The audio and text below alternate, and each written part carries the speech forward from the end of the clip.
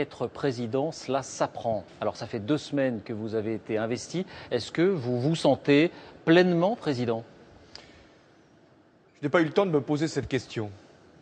J'ai pris immédiatement la responsabilité du pays et je m'y étais préparé. Et j'ai donc très vite rencontré Madame Merkel, c'était le mardi, le jour de mon investiture. Puis ensuite je suis parti aux États-Unis voir le président américain. Nous avions à préparer le G8 et c'était le vendredi. Et j'étais au sommet de Chicago, le sommet de l'OTAN, nous étions le lundi. Et vendredi dernier, j'étais en Afghanistan pour parler aux troupes françaises, pour leur dire que d'ici la fin de l'année, il n'y aurait plus de soldats qui combattraient en Afghanistan. Donc vous voyez, je n'ai pas tardé à prendre mes décisions et non plus à prendre pleinement les responsabilités de mon pays. Alors on va évoquer ces événements. D'un mot simplement, est-ce que vous vivez ces premiers moments du quinquennat comme de la plénitude, comme un bonheur ou comme du stress? Du bonheur, il y en a eu au moment de l'élection. Il dure assez peu de temps quand arrivent les sujets. Vous les avez évoqués tout au long de votre journal. Les plans sociaux, l'Europe qui est toujours en difficulté, les affaires du monde, la Syrie. Donc ces défis-là, je les ai devant moi. Et je n'ai pas eu non plus de stress, au sens où une espèce de pression serait tombée sur moi. Ça fait quand même des mois que je m'étais présenté devant les Français, que je m'étais préparé à être leur président. Je le suis et je suis en action. Il n'y a pas eu de transition. Je ne suis pas un président en transition, je suis un président en action. Alors, on va revenir sur quelques-unes des images de cette première quinzaine. Et d'abord, vos premiers pas, vous l'évoquiez, dans ces sommets internationaux. Ils se sont un peu enchaînés. On va vous voir là, ici, avec Barack Obama. Alors, vous ne connaissiez pas cet univers. Vous disiez même, vous aviez dit régulièrement que ces sommets, notamment le G8, ne servaient à rien. On va découvrir ces quelques images. Est-ce que vous avez changé d'avis? D'abord, vous me posez la question de la rencontre elle-même avec des personnalités éminentes que je ne connaissais pas jusqu'à présent. Mais je suis le président d'un grand pays, la France. Nous sommes un grand pays. Nous sommes respectés. Nous sommes attendus. Mais on peut être intimidé. Non, il ne peut pas y avoir d'intimidation pour un pays comme la France, pour celui qui représente la France.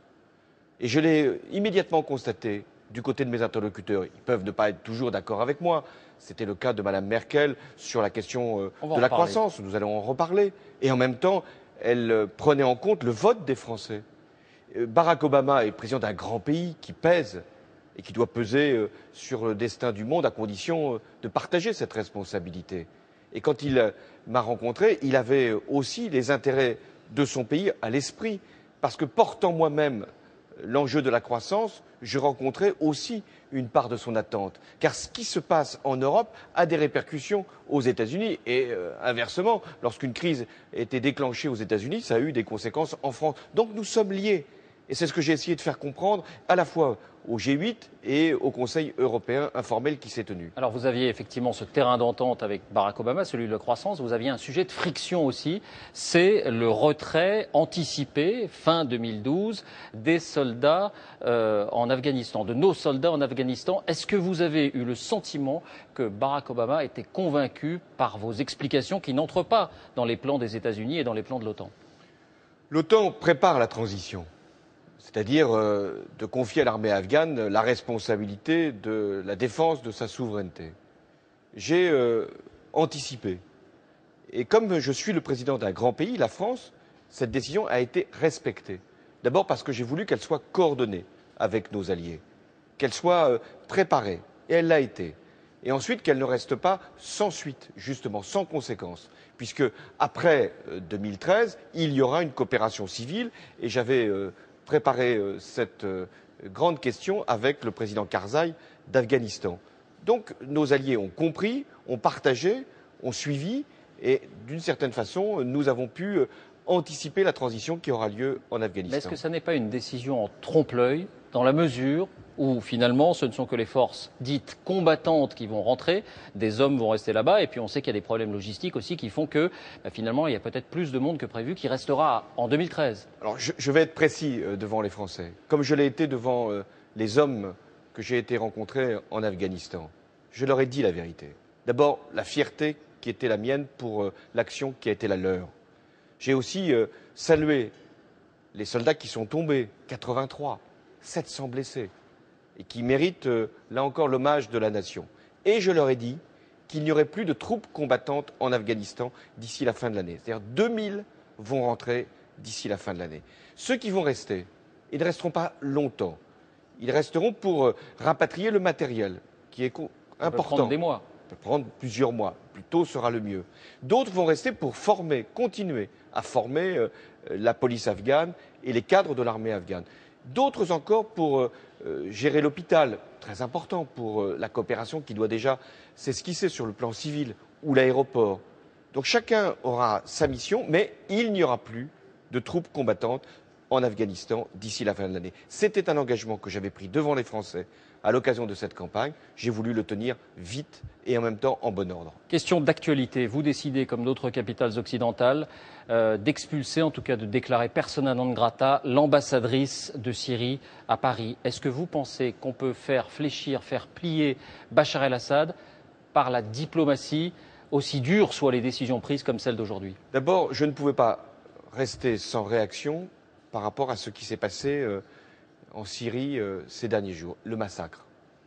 Et avec nos principaux partenaires, j'ai eu un entretien hier avec David Cameron, le Premier ministre anglais, nous avons convenu de retirer notre représentation, c'est-à-dire le fait que les ambassadeurs devaient quitter les territoires qui sont ceux de nos partenaires. Donc nous l'avons décidé ce matin.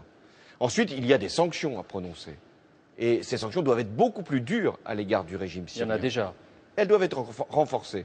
Et j'en parlerai au président Poutine, puisqu'il vient à Paris vendredi. C'est lui, pour l'instant, avec la Chine, qui est le plus en retrait par rapport à ces questions de sanctions. Eh bien, nous devons le convaincre que ce n'est pas possible de laisser le régime de Bachar el-Assad massacrer son propre peuple. Et est-ce qu'il faut aller plus loin, comme le demandait Bernard-Henri Lévy, vous l'avez entendu dans ce journal, et envisager une action militaire comme on l'a fait en Libye?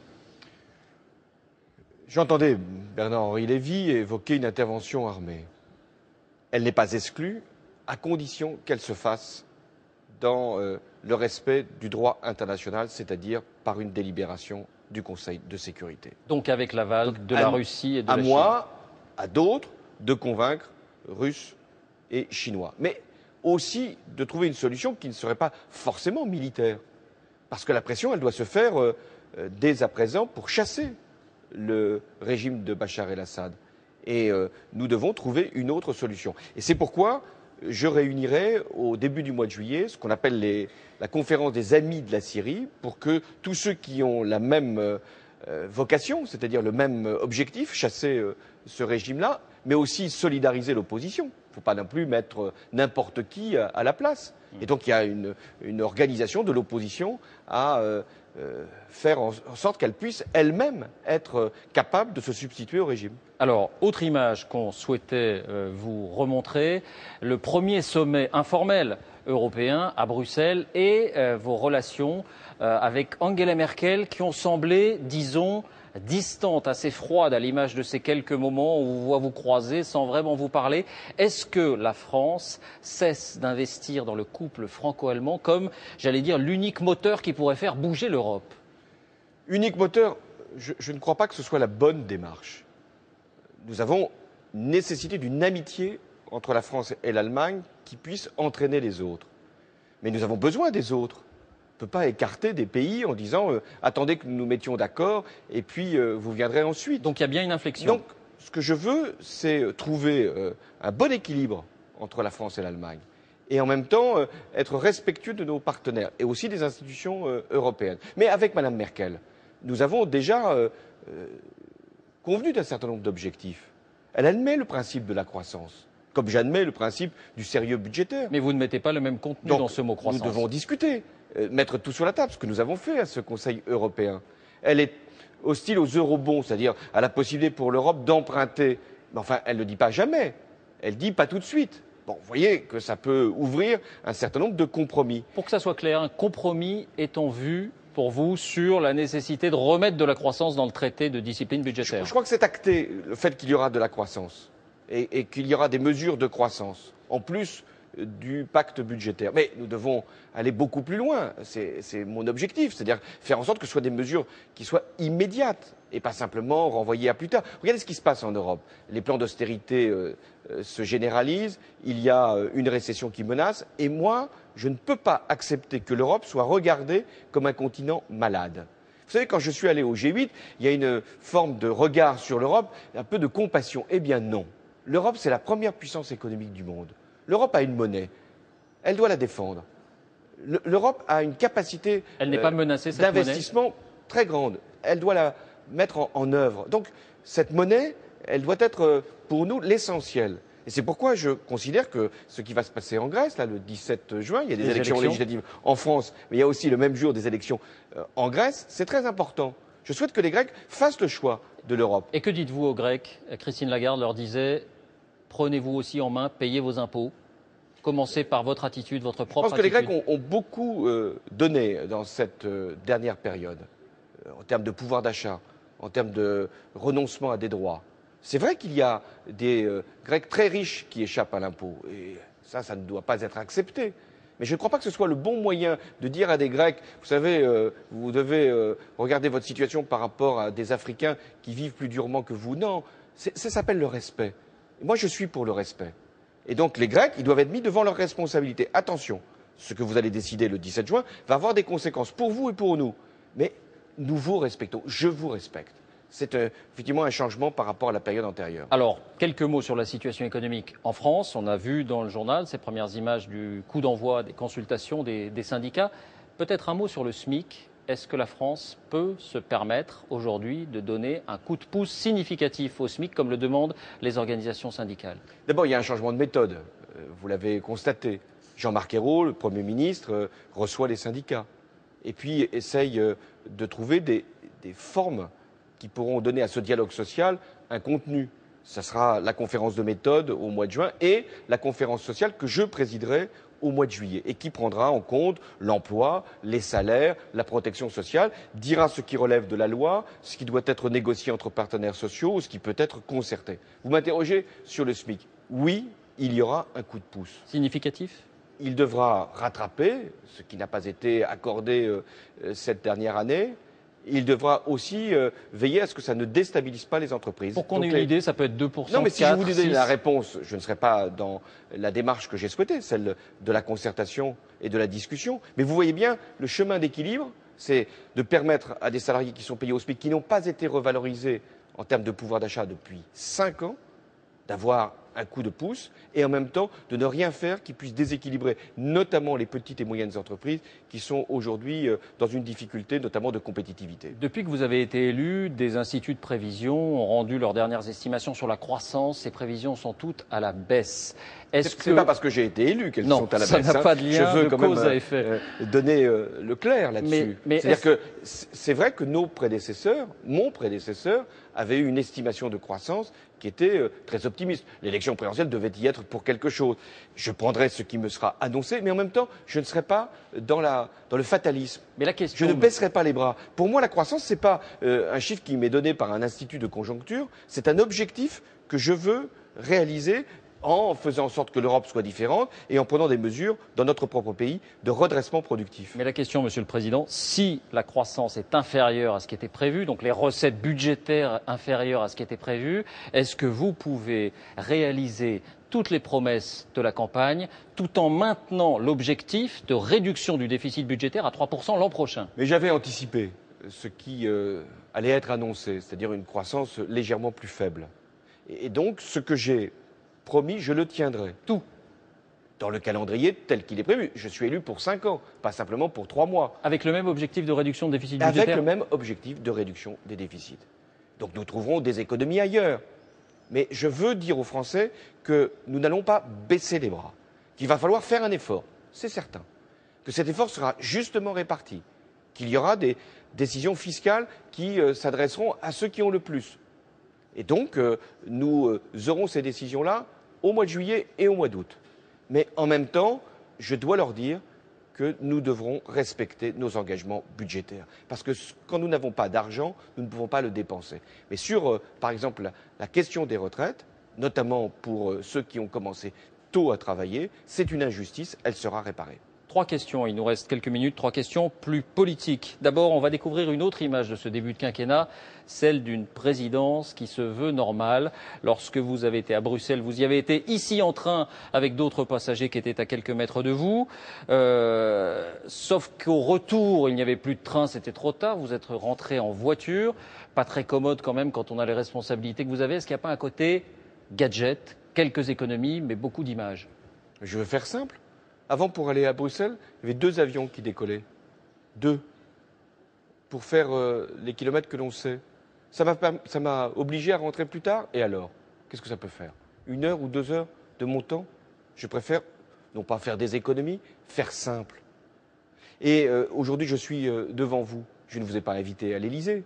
Je ne vous ai pas demandé de faire une émission spéciale.